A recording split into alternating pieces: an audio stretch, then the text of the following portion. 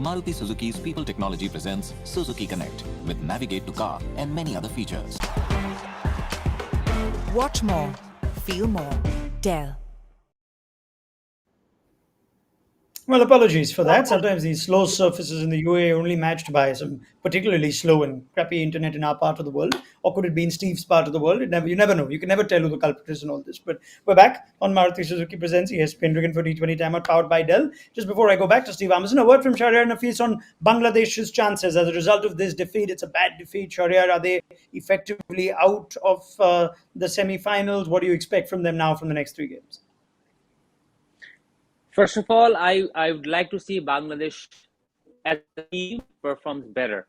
When they're batting, bowling, or fielding, I want to see improvement in their performances. And the reason I want to see them perform better is that because I know every single player of this team. They are much more better what they're doing at this moment.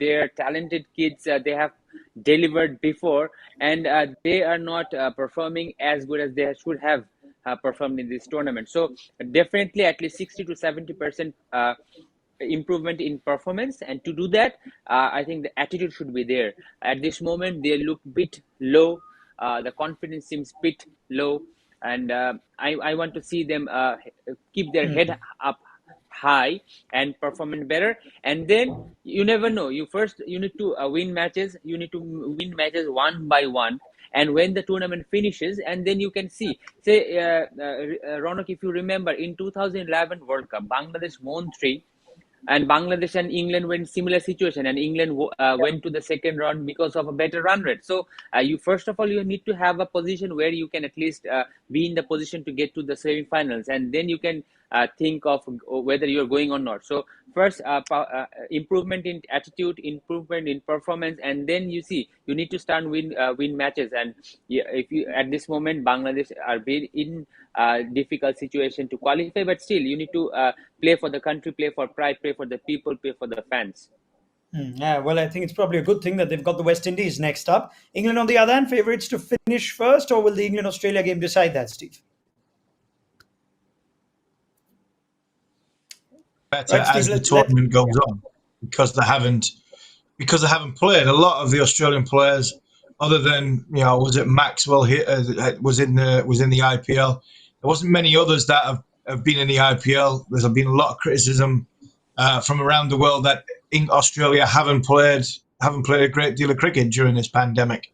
So I think the competition game time, I think Australia will get better through that, and I think they've got a well-balanced side and a well-balanced squad. So I think they'll finish second, but I still think they're streets away from where England are at this moment in time. Will England peter out? Because obviously you do get that sometimes when you get off to a fast start. I just don't see it. The ruthlessness in this team, the drive of the captain, and the striving always to get better. I don't see this team dropping off. So if England get better and better as the tournament goes on, then it's going to take a good side to beat England, I think. Yeah, they're looking good, aren't they? They came close in 2016. They are 50-over champions, and they've started this World Cup particularly well. So, job done by England. Plenty to figure out for Bangladesh. So, we'll speak about them later. For now, let's turn our attention to the evening fixture. Scotland v Namibia, also at Abu Dhabi, is where our attention lies. It's time to welcome Peter Boren on Maruti Suzuki Presents ESPN Cricket for T20 Timeout, powered by Dell. Good evening, Peter. A lot of people, skeptics of whether the associates to be part of the big boys club, and I'm tired of shutting those guys up on social media and elsewhere, because we've already seen evidence of that in so many ICC tournaments. But they'd be thinking, what's the relevance of a game like this in the Super 12s? I want you to tell us that, having been in those positions yourself. Why is this a relevant game?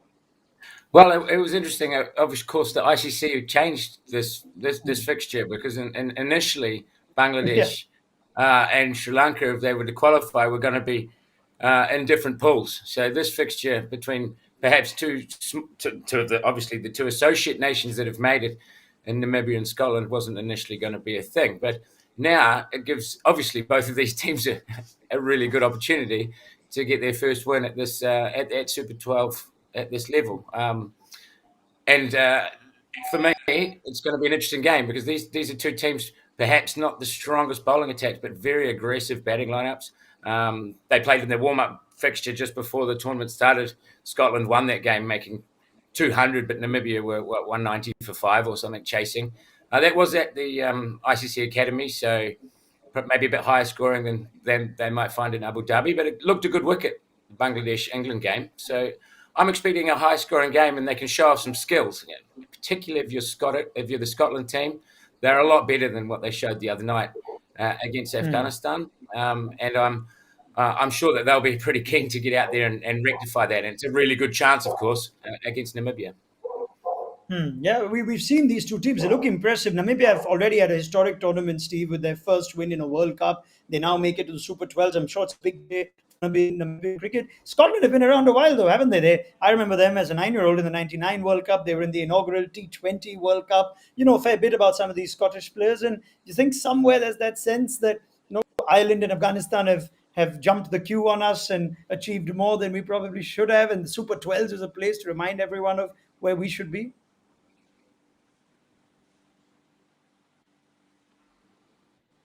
I think they've done really well to get to where they are now, and I don't think it was a true reflection of Scottish cricket when they played Afghanistan in Sharjah. I even think England, India, Pakistan, I think they would have really struggled against the Afghanistan bowling attack on that Sharjah wicket, because it was a very, very difficult surface to bat on, and I think the Scottish guys have got a good side. Like Peter said, they're very, very strong in the batting. I know the captain very, very well, having seen him grow up at Durham, Kyle Kurtzer. Monday hasn't really hit his straps yet at the top of the order. I think he's due. A big innings. So it's going to be a good game, and I concur. I think trying to keep Bangladesh and Sri Lanka apart wasn't the right thing to do. This is the right thing to do, because Scotland and Namibia earned the right to be in the group that they're in. And when it comes to the Associated Nations, I think the ICC, for the first time, and I can't believe I'm actually saying this, the first time they've done something right in the build-up to a big tournament, and they've give the Associated Nations, one, a chance to play with the big boys, but two, preparation to give them a chance to their games in order, so they're not getting their confidence dented right from ball one, to give them a chance to compete at this level. So I think it's going to be a great game for both teams, and I look forward with my Scottish allegiance, if I can say that as an Englishman, because my where I am sitting right now, I'm closer to the international cricket ground of Scotland than I am to anywhere else in England. And Kyle Kurtzer is a kid that I love and respect loads, because I've seen him growing up. So I hope Scotland go on to win this match. Yeah, I mean, of course, I can understand the allegiances. Surely, sometimes they're Great Britain at sporting events, sometimes they're in Scotland and whatnot. So I'll leave that there. But I tell you what, the four of us together could do a better job of planning an ICC event. I think there was a bit of a fumble way that they got up to this place. There's a withdrawn press release by the ICC. There was confusion on what the seeding would be for Bangladesh and Sri Lanka. Before I come to Shahriar, though, Steve, if Kyle Kurtzer is a friend of yours, you might want to drop him a text a little later today asking him how his finger is doing, because he's been ruled out of this game, and that's probably a big miss in what is their second game of the Super 12s. Looks like Richie Berrington is going to serve as stand-in captain, and Craig Wallace will come in as quite an unorthodox batting option. But no Kyle Kurtzer today. Steve, that's sad. That's big. You want your talismanic leader in the World Cup. Yeah, that is big news, and I think that must have just happened, because I don't think there was any injury problems going into the game. We work on the radio, and we spoke to Shane Berger just last night, and he was saying that the boys are ready, the boys are up for it. And when I mentioned Kyle, there wasn't injury doubt in place, so that might have just happened in the warm up. And when it does, the guys will tell you, when that does happen, and you do get an injury in the warm up, it does distract every other player, especially if it's your captain. It does distract every other player, and that could be a big blow for the Scottish cricket team. They've also lost the toss, but they're going to be batting first. Now, Shahriar, they had a terrible batting display against Afghanistan. They've got to bounce back from there. From what you saw of these two teams in round one, who enters this game as favourite? It's a very hard call. It's a very difficult call because the way they have played in the first round, I was absolutely stunned by their performance. Very much encouraging. First of all, Ronak, I believe if you want to make cricket a global game, you have to incorporate more teams. And yes, uh, there has to be a check and balance, but the way these two teams have performed in this tournament, it was absolutely brilliant. And Scotland deserving to be B1 in this tournament, and Namibia, the way they have played last two matches, absolutely outstanding. So it will be very difficult to tell who will be the clear favorites, because both the teams are similar. They have good seam bowlers, good all-rounders. Their batting look in place. I think it will be absolutely a gem of a game today. Yeah, that's what we're looking forward to. Not one of those one-sided contests. And I wonder how much the toss has perhaps helped make that decision for you, Peter. Scotland, after that batting performance against Afghanistan, having to bat first, and Namibia, who backed themselves to actually chase down anything from the evidence of round one. Yeah, obviously the two really good wins they had against Ireland and the Netherlands were in the chase. An interesting approach that they sort of took to those two chases. They're a team that normally goes hard throughout the innings, but they've been playing a little bit differently with not actually getting off to flying starts, but keeping wickets in hand and relying on. Obviously, they rely heavily on the captain Erasmus and Visa to come in, and Visa's really obviously added a lot to this Namibian team. You've also got JJ Smith, who hasn't had much of an opportunity yet, but that might be their approach. They get behind the run rate, and then they look to smack it at the end, and they think they can get 10s, 11s at the end. Well, it can be a bit of a dangerous approach, but it's definitely worked for them in those two games, the last two. Yeah, absolutely. I think that if you look at that Namibia side, there's a lot of respect a lot of people have for Gerard Erasmus. I'll come to that in a moment. But David Wiese catches eyeballs now for the way he's played. We, of course, know a lot about David Wiese from his time with South Africa and other leagues across the T20 circuit. Peter, I've always wondered what sort of impact a player from a different nationality comes into a team and has. At times it works, at times it can go horribly wrong. You've had your own set of experiences, I'm sure, with that. But David Wiese seems to just fit it in and started in brilliantly for Namibia. Yeah, I mean, if you look at those two wins that they had, you can see there that he clearly made a big impact. We've had that in the Netherlands in the past with maybe think back to 2011, Ryan Tenduscada. He played obviously 2007 as well, but the impact that one fully professional player can have on an associate team, it can be huge. And David Wiese is certainly not just with the bat, but also obviously he's been taking the new ball. His 4 overs are pretty crucial. And also they're a real tight bunch, Namibia, and I can see it would be quite an easy environment to go into. I think from what I've seen on social media and stuff, he's been made very comfortable and part of the family. And I think you've seen that in their performances. They fight for each other, and it would be for them obviously David Wiese massive. But for him as well, I hope that it looks like he's really enjoying the experience.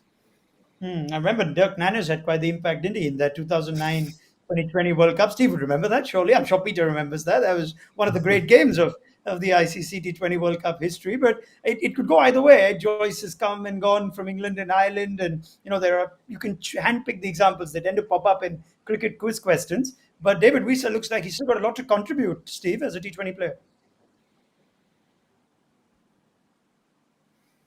Well, in the T20 Blast in recent times, he's a very well travelled man, very well experienced cricketer, both with bat and bowling. Like Peter said, it doesn't look as though it's a hard group to fit into. Albie Mokel as coach. I played with Albie when Albie came over to Durham, and he is a great guy. He's a laid back character. Knows the game 2020 inside out through Chennai Super Kings. So it doesn't surprise me with Albie at the wheel that the Namibia side have got a game plan. They understand what they're trying to do, and they've got some experienced characters in there. Especially when you mentioned like Sir JJ Smith, who's played a lot of cricket, domestic cricket in T20 in South Africa. But Wiese is their sort of star man. He's their stand-up, experienced character. But the Scottish sides they've got some good players in there as well. It is a blow to lose Kyle Coetzer. but they'll fancy themselves to get a score on the board. And if they get a score on the board, that surface has been baked under the Abu Dhabi midday sun. And if they get a score of above 120, 140, then they'll believe that it'll get slower, it'll get harder to score off. And scoreboard pressure, like we all know, is massive in the game of cricket, has been in this tournament so far, and that's what probably Scotland will be looking for.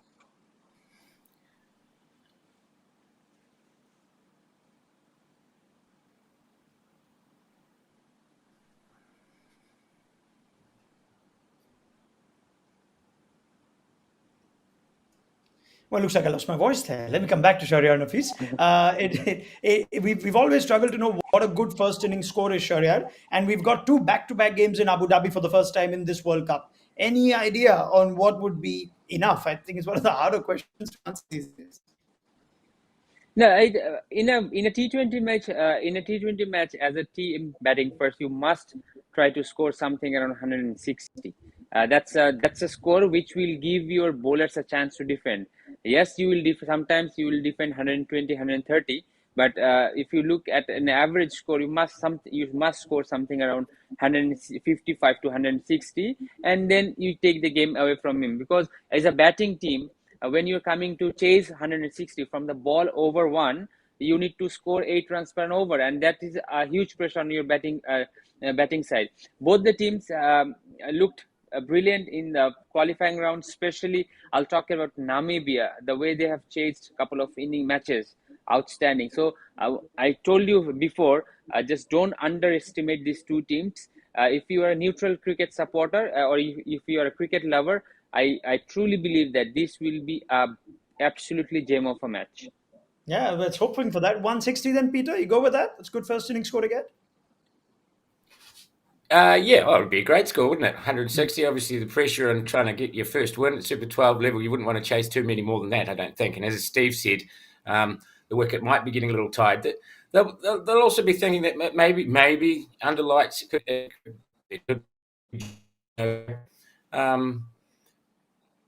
I think I've frozen there a little bit. But I was a bit interested with the Scottish selection because, I've seen that they're basically trying to make up that fifth bowler between Greaves and Lees, because sort of part-time. Obviously, Greaves had a really good game when they beat Bangladesh. But Lees is bowling his part-time off spin, and Greaves they went for 48 in their 4 overs in the last game. I thought there was probably an opportunity for them to get maybe Hamza Tahir, the left-arm spinner, and who's had a good record. And I was sort of a little bit interested in that. They've gone with the same bowling attack, but that's an opportunity definitely for the Namibians. I think that fifth bowling option, they have to get those 4 overs between those 2 guys, and we've seen that can cost the Scots a little bit. All right. Well, that probably would be on their mind without Kyle Coetzer. Will they go harder, try and get a few more actions already underway? So let's pick it up at halftime. Steve Harmison, Peter Boren, I'll see you then. Shahriar Nafees, thank you very much. As always, we'll see you again on Friday for the game between West Indies and Bangladesh. Do join us at halftime on Maruti Suzuki Presents ESPN Cricket for T20 Timeout, powered by Dell.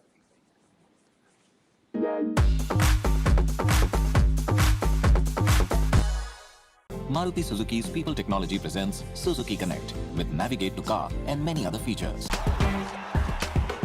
Watch more, feel more, Dell.